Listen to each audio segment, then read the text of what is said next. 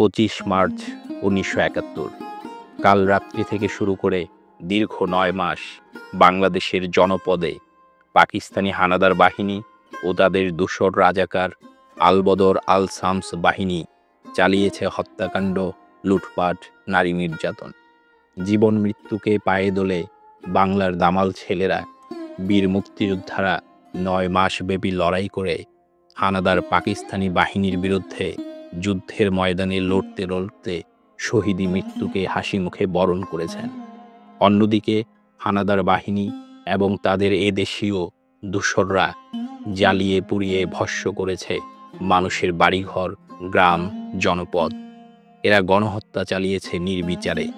এদের অত্যাচারে বিরান প্রান্তরে পরিণত হয়েছিল শহর, বন্দর, গ্রাম। শেরপুর জেলার নালিতাবাড়ী উপজেলার সীমান্তবর্তী ইউনিয়নের নাম কাকরকান্দি। গারো পাহাড়ের কুল ঘেঁষে নিভৃত এই গ্রামের নাম সোহাগপুর।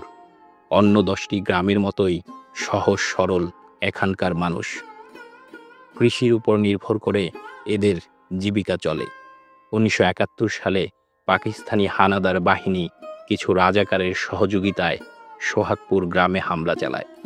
25 জুলাই 1971 পাকিস্তানি হানাদার বাহিনী নির্বিচারে গুলি করে 187 জন নিরীহ গ্রামবাসীকে নির্মমভাবে হত্যা করে।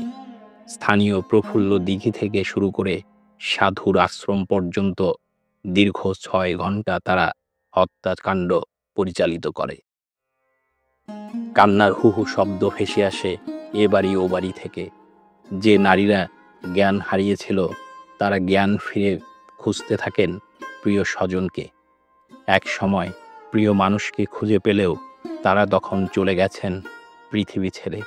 শরীরে গুলির চিহ্ন, নয়তো বেয়োনেটের আঘাতে শরীর ছিন্ন ভিন্ন। কোনো রকম টেনে হিস্ট্রে এসব নারীরাই স্বামী, বাবা, শ্বশুর, ভাসুর কিংবা ভাইকে যেভাবে পারেন মাটি খুঁড়ে কবর দেন, কাফন ও জানাজা ছাড়াই।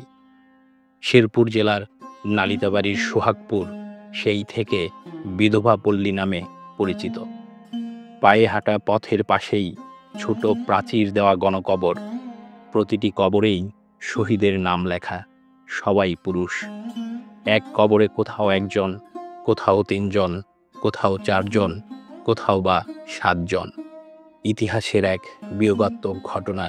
সোহাগপুর আমাদের মনকে তাই কাঁদায়, নাড়া দেয় হৃদয়ের গভীর থেকে, বলে কাঁদো বাঙালি কাঁদো।